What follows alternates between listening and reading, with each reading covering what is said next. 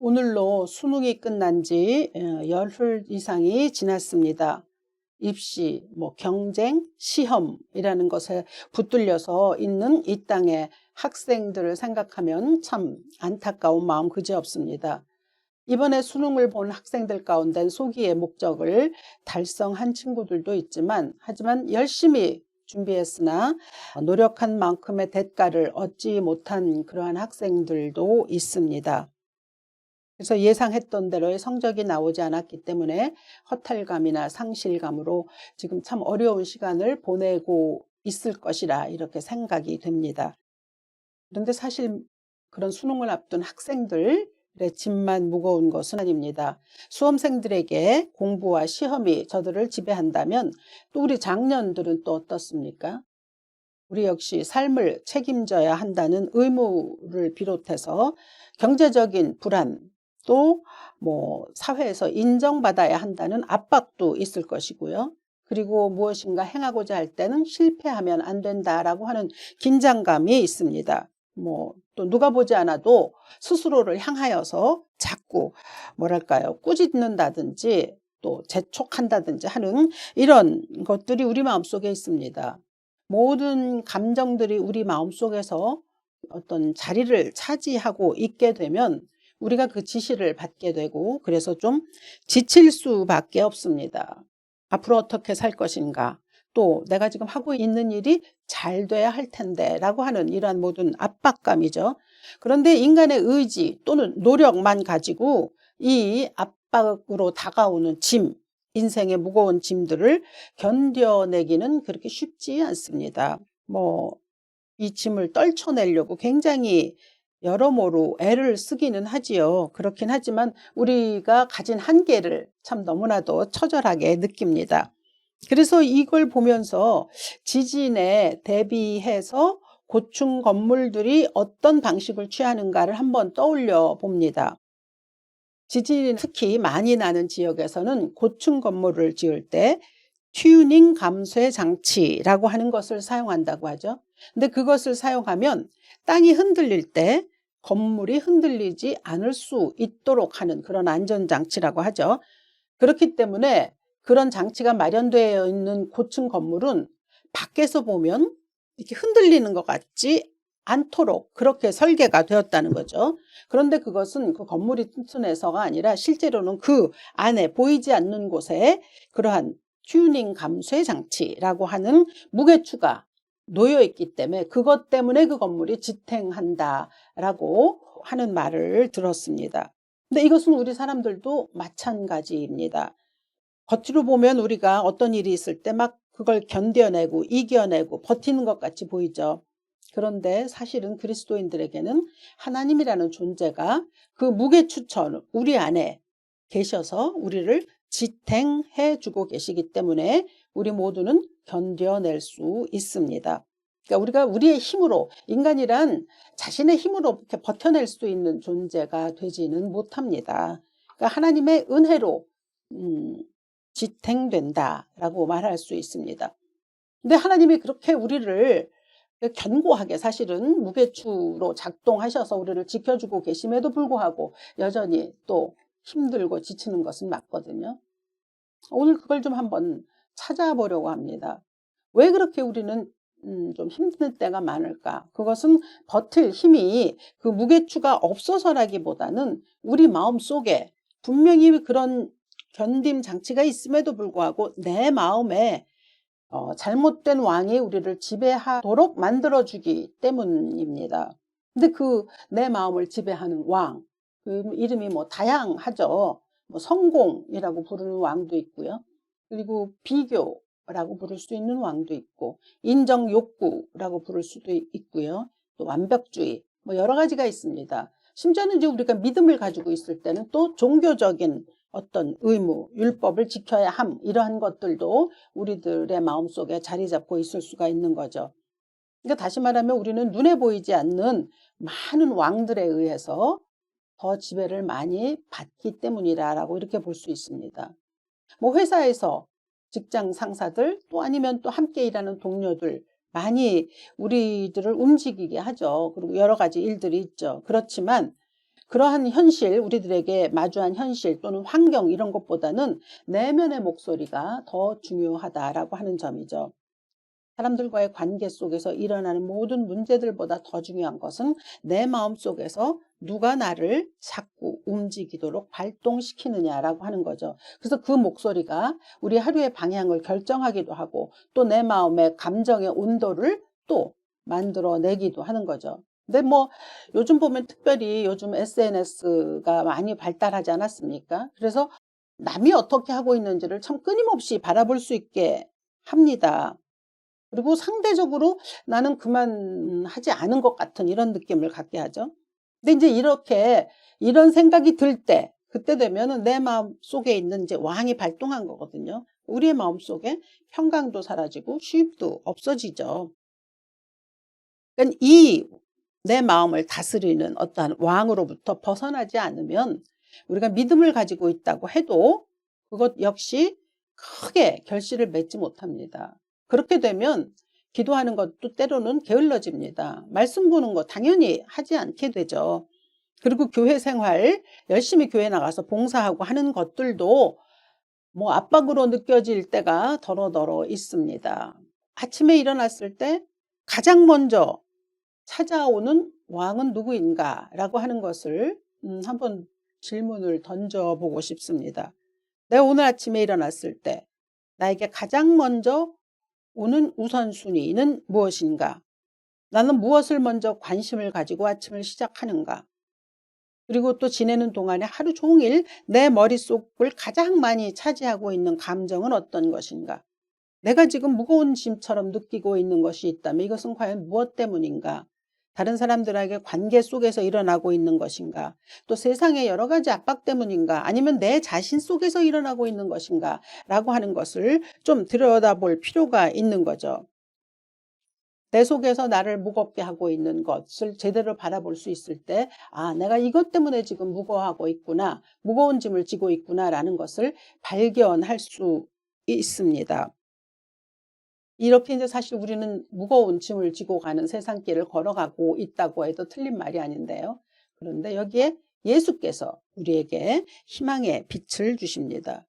오늘 본문 28절을 보면 수고하고 무거운 짐진 자들아 다 내게로 오라 내가 너희를 쉬게 하리라는 예수님의 초대가 있습니다. 근데 여기서 예수께서 말씀하시는 수고의 짐, 수고하고 무거운 짐이라고 했을 때 이 짐은 우리가 삶에서 살면서 뭐 이렇게 일거리, 뭐 해결해야 될 만한 어떠한 일들이라기보다는 우리 마음을 움직이는 여러 가지 그러한 것들을 통틀어서 말씀하고 있습니다. 나를 무겁게 하는 여러 가지 감정들이죠. 근데 여기서 말씀하시기를 내가 너를 쉬게 하리라 라고 말씀하셨거든요. 그러니까 수고하고 무거운 짐진 자들아 다 내게로 오라 내가 너희를 쉬게 하리라고 하는 이 예수님의 초대는 세상에 있는 여러 가지와는 확연히 구별이 되죠. 세상에서 소위 우리들에게 왕처럼 다가오는 일들은 성과를 요구하죠. 또 속도를 요구합니다. 그리고 또 능력을 요구하죠. 근데 예수님은 말씀하시기를 쉼, 회복, 그리고 아름다운 관계를 주시겠다고 지금 약속하십니다. 그러니까 예수님 당시 유대인들에게 왕이라고 하는 것은 사실 어떤 존재였었냐면 무거운 멍에였습니다. 왜냐하면 로마의 왕은 뭐 당연히 백성들에게 세금을 또 매기고 또 더 많은 의무와 책임을 끊임없이 부과했었거든요. 더군다나 피지배자로 살았던 그들의 삶은 그럴 수밖에 없었던 거죠. 그래서 그들의 생각 속에는 세상의 왕 그리고 또 이러한 살면서 마주치는 모든 사람들과의 관계 속에서 우리를 움직이려고 하는 세력들 때문에 우리는 더 힘들어진다라고 하는 인식을 버릴 수가 없었습니다. 그런데 예수께서 말씀하시는 거예요. 내게로 오라. 즉 다시 말해서 너에게 내가 가지고 있는 왕을 바꾸라라고 하는 그러한 말씀이죠. 그러니까 내게로 오라라고 예수님이 말씀하셨을 때 이거는 예수께 가면 무조건 다 모든 것이 편해진다. 막 갑자기 하늘로부터 막 평강을 막 내리 쏟아부어 주신다라고 하는 이러한 뜻이기보다는 이것은 너를 다스리는 세상의 모든 왕들로부터 내가 너를 건져주겠다라고 하는 그러한 선언입니다. 세상에서는 세상의 방법이 있잖아요. 그래서 그것을 따라야지만 뭐 될 수 있을 것 같다는 어떤 기준이 있거든요. 그래서 우리가 알게 모르게 그거를 따르고 있기도 한 거거든요. 그래서 이제 피곤하고 힘든 삶인데 예수께서 말씀하시기는 그렇게 하지 말라고 지금 말씀하시는 거죠. 세상 살면서 우리가 갈등을 겪고 경쟁을 겪고 또 그 안에서 많은 상처를 입으며 또 그것으로 인해서 실패도 있고 또 뭐 이렇게 괴로움도 있잖아요. 근데 그러한 것으로부터 내게로 와라라고 말씀하시는 거예요.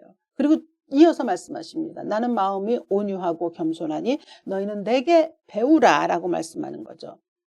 우리가 왕 하면은 생각나는 건 뭡니까? 권위죠. 그리고 명령 뭐 이런 거 아닙니까? 또 권력 이런 건데 예수님이 당신은 왕이지만 온유와 겸손의 왕이라고 말씀하십니다. 그러니까 세상이 말하고 있는 어떤 왕이 지녀야 하는 이러한 단어들, 언어들과는 전혀 다르게 당신을 소개하시는 거죠. 그리고 우리에게는 이렇게 해야 해.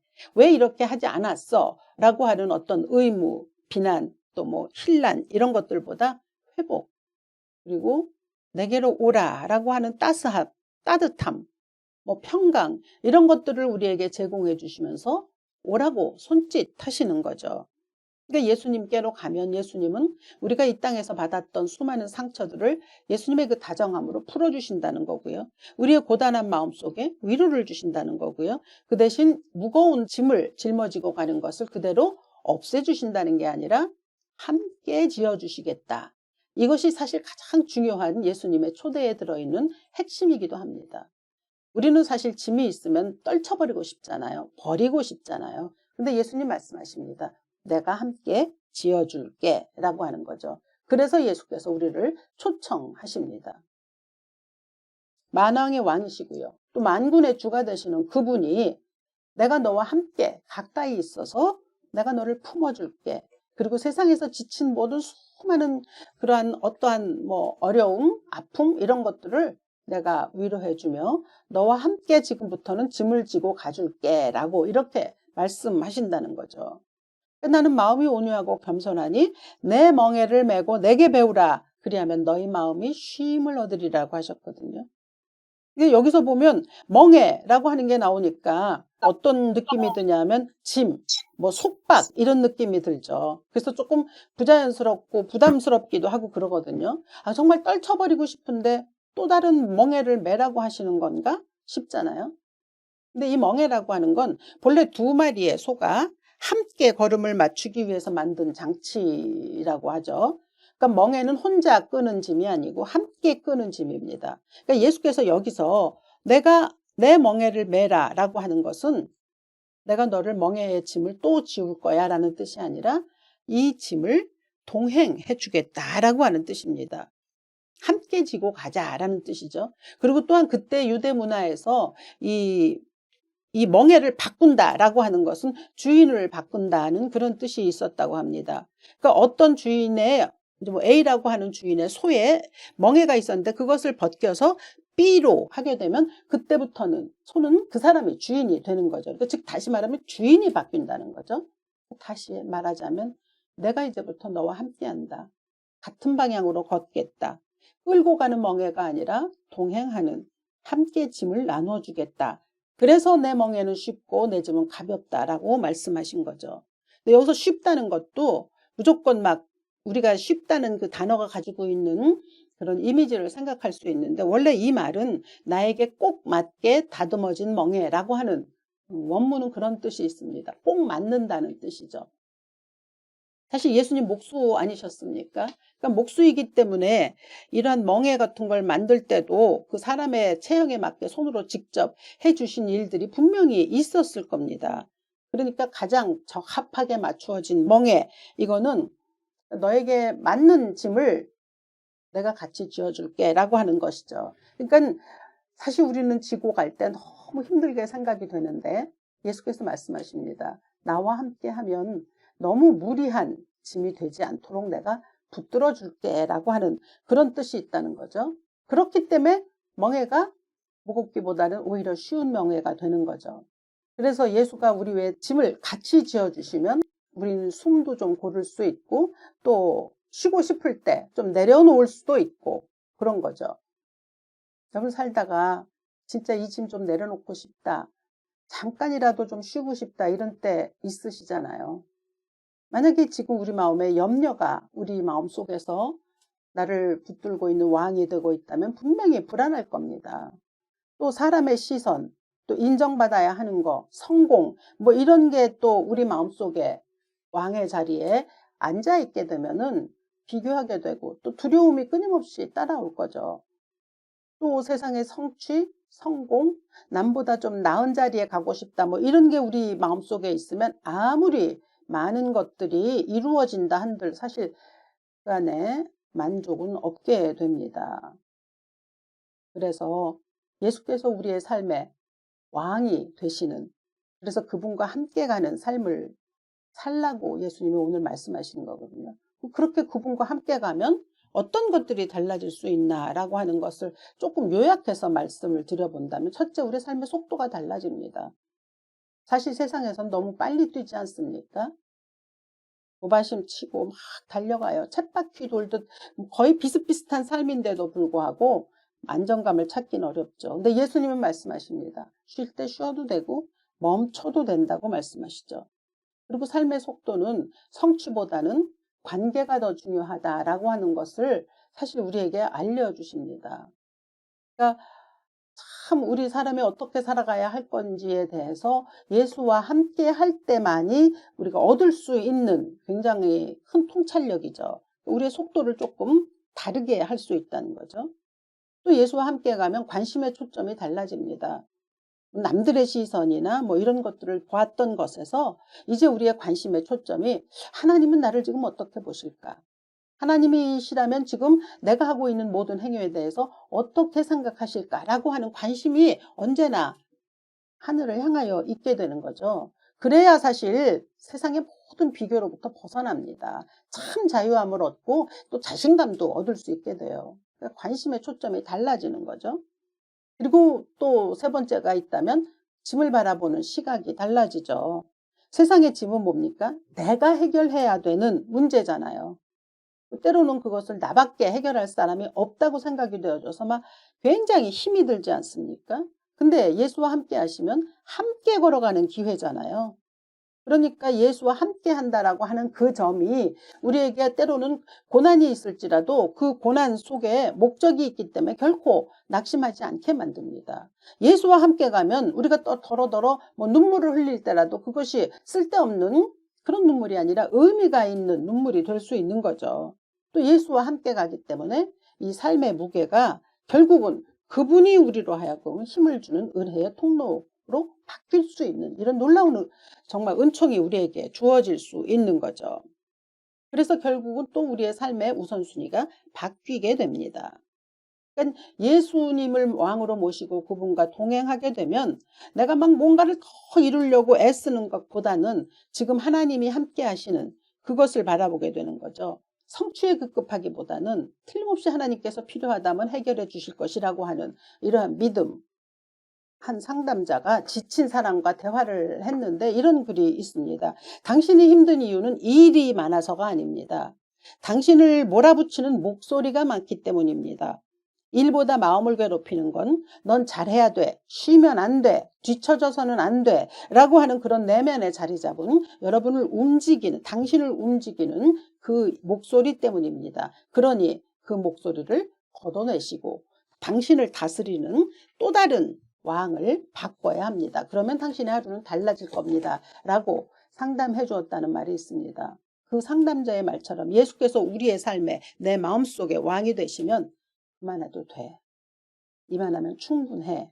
라고 하는, 그리고 너는 내가 사랑하는 자야. 내가 함께 하기 때문에 어떤 면으로든지 예수께서 원하시는 결과를 우리에게 허락해 주실 것입니다.